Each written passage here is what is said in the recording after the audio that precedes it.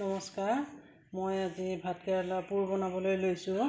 ভাতকেৰেলাকেইটা মই পিছফালে এইখিনি গুচাই লৈছোঁ। গুচাই পেলাই মই ভালকৈ ধুই ল'লোঁ। ধুই পেলাই মই এই দুফাল কৰি লৈছোঁ। দিয়াৰ পিছত মই এতিয়া অলপ সিজাই ল'ম। ভাতকেৰেলাখিনি সিজিলে, সিজোৱাৰ পিছত এতিয়া মই লাহেকৈ চামুচখনৰ পিছফাল দি প্ৰথমতে এনেকৈ ঘূৰণীয়াকৈ দি ল'ম। তাৰপিছত মই মাজৰ গুটিখিনি উলিয়াই ল'ম। এনেদৰে লাহেকৈ মই গুটিখিনি উলিয়াই লৈছোঁ। গুটিখিনি মই এক চাইডে থৈ ল'ম। এইটো গোটেইটো খালী কৰি ল'ম।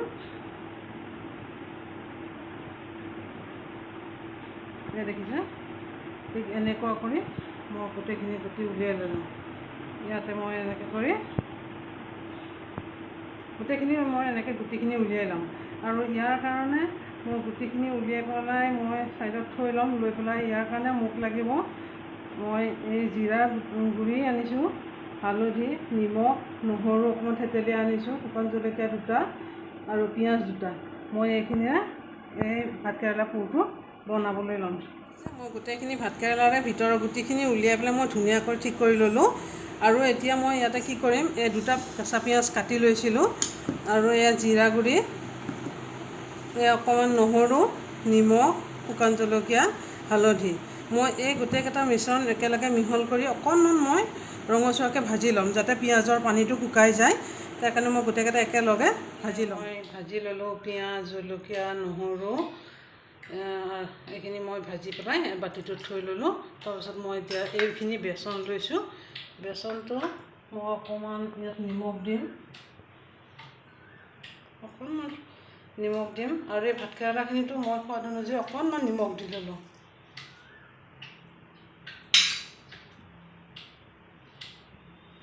মই হালধিও অকণমান বেচনখিনি দি ল'লোঁ। ভাতকেৰেলাখিনিতো মই অকণমান কম কৰি সানি ল'ম, নহ'লে কেঁচা হালধি গোন্ধাব পাৰে। তাৰপিছত মই এইখিনি বেচনখিনি মই পানী অকণমানেদি সানি ল'ম। বেছি পাতল নকৰোঁ, অকণ মই ডাঠ কৰিম, যাতে ভাতকেৰেলাখিনি ওপৰত লাগি ধৰে। এয়া ভাতকেৰেলাখিনি দেখিছেনে, খালী ভাতকেৰেলা এইখিনি। মই ইয়াতে যিখিনি ভাজি লৈছিলোঁ, পিঁয়াজ, নহৰু, জলকীয়া, এইখিনি মই ধুনীয়াকৈ এনেকৈ ভৰাই দিম।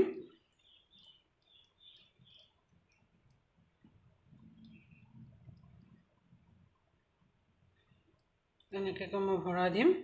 গোটেইকেইটাতে মই এনেদৰে ভৰাই ল'ম। যিবিলাকে ভাতকেৰেলা নাখায় তেওঁলোকক এনেকৈ বনাই দিবচোন, তেওঁলোকে গমেই নাপাব আৰু খুজিহে খাব। খাবলৈ বৰ টেষ্টি হয়, বৰ ভাল। আৰু ভাতকেৰেলা খোৱাটোও ভাল। আৰু যিহেতুকে এতিয়া বজাৰত উভৈনদী হৈ পৰিছে ভাতকেৰেলা এইখিনি আপুনি এনেকৈও বনাব। আৰু লগতে ইয়াৰ যিখিনি গুটি থৈ দিয়া থাকিলে, সেই গুটিখিনিও ধৰক আপোনালোকে যদি কোমল হয় ভালকৈ পিচি পেলাই ভাজিব। এনেকৈ পিঁয়াজ, নহৰু, জলকীয়া দি পেলাই ভাজিব। ভাজি পেলাই সেইখিনি আকৌ বৰ বনাবও পাৰি। আৰু নহ'লে বা ইয়াতো ভৰাই দিবও পাৰি, কিন্তু মই হ'লে নিদিওঁ। গুটিখিনি কিটিক উঠে কাৰণে ভাল নালাগে, মই এইখিনি বেলেগে বনাওঁ। ভাতকেৰেলাৰ যিখিনি মই পুৰ বনাবৰ কাৰণে লৈছোঁ, তাৰ ওপৰত মই এতিয়া ভজা পিঁয়াজখিনি দিয়াৰ পিছত মই এনেদৰে বেচন অকণমান দি দিম। বেচনখিনি বেছি ডাঠ নকৰিব, অকণমান পনীয়া কৰিব, নহ'লে ভাজিলে হয়তো খুলি যাব পাৰে।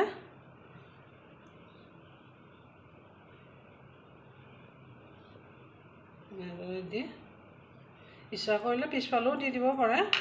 পিছফালটোতো ধৰক আপোনালোকে লগাই দিব পাৰে। এনেকুৱাকৈ ধৰক লগাই দিলোঁ, এনেকৈ লগাই দিবও পাৰি। এনেকৈ লগালে ধৰক এনেকুৱাকৈ উঠাই আনি তেলত লাহেকৈ ভাজিব লাগে। এতিয়া মই তেলখিনিও গৰম কৰি ল'ম। গেছত মই পেনটো বহাই মিঠাতেল দি গৰম কৰি লৈছোঁ। আৰু মই এনেকুৱা কৰি লাহে দি দিম। জুইটো কমাই ল'ব, নহ'লে তলৰ চাইডে ৰঙা হৈ যাব পাৰে বেছিকৈ।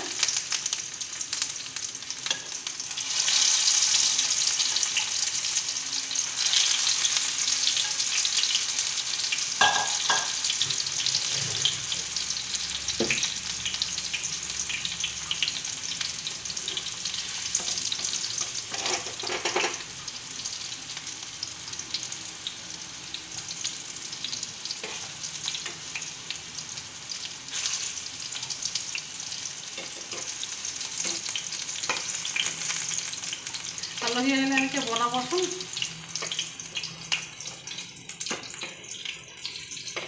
নতুন নতুন এইবোৰ বনালে ভালো লাগিব, খাবও ভাল পাব। এটা ভাতকেৰেলাৰে কেইবাবিধো বস্তু বনাব পাৰি। ভাতকেৰেলা ধৰক আলুৰ লগত ভাজি দিলে, এনেকুৱাকৈ দিলে, তাৰোপৰি গুটিখিনিৰে আকৌ বৰ বনাই দিব, এটা পিঁয়াজ কাটি পেলাই।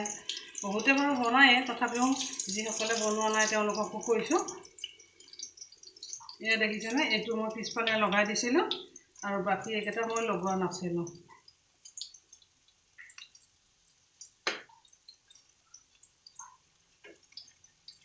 এতিয়া মই অকণমান ৰঙা হোৱাকৈ ভাজিম।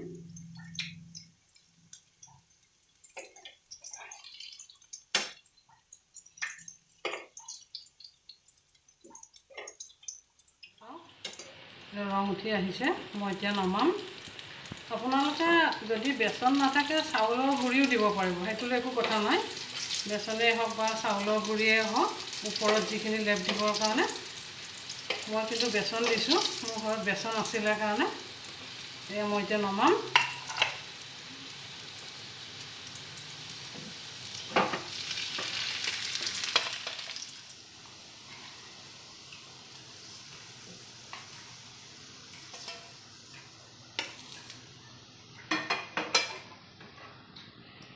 এয়া মোৰ ভাতকেৰেলাৰ পুৰ হৈ গ'ল। আপোনালোকে এই ভিডিঅ'টো চাই কেনেকুৱা পালে জনাব, লগতে লাইক এটা কৰিবলৈ নাপাহৰিব। লাইক, কমেণ্ট, ছাবস্ক্ৰাইব কৰিব আৰু আগলৈ মোক ভিডিঅ'বোৰ বনোৱাত উৎসাহ যোগাব বুলি আশা কৰিলোঁ। ধন্যবাদ।